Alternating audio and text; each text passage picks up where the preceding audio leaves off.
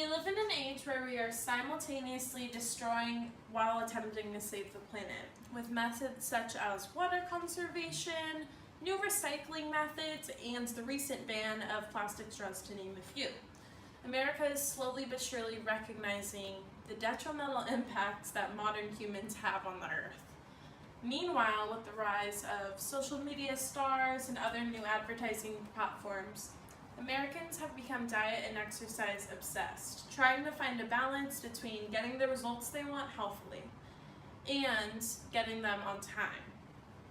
However, one of the most widely ignored or understood detriments to both our environment and our health is the animal agriculture industry.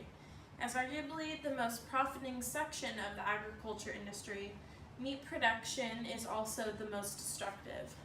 That being said, becoming vegetarian or simply eating less meat is beneficial for the following reasons. First off, it's becoming very evident that Americans eat too much meat.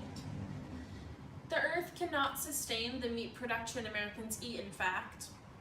For example, Americans eat, let's say, 100 units of meat.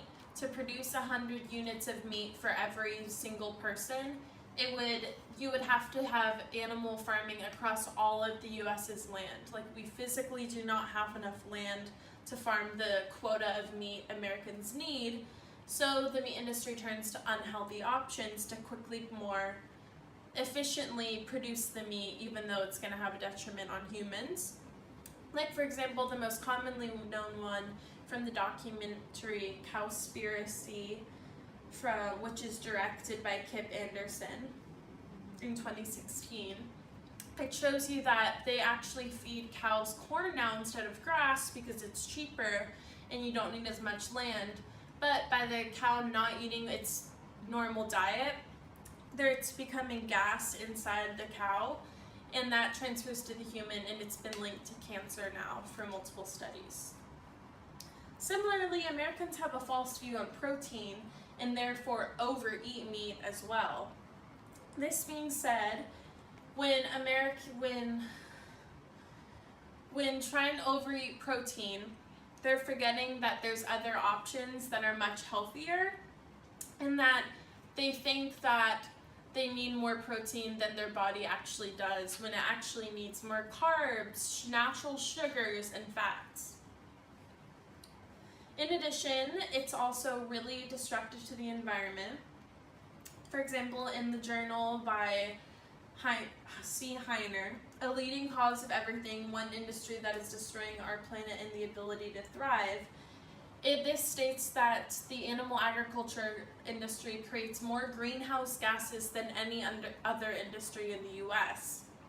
And this is crazy because when this is published in all American agriculture reports, yet the consumer knows little about it because of how hard meat is pushed on the American.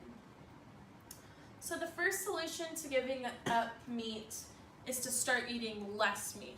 It's not smart to jump into something wholeheartedly too soon. And at the end of the day, meat is good for you, but in moderation. Beef consumption, as I said before, is linked to many cancers. So eating it over what your diet actually needs is going to be overall detrimental.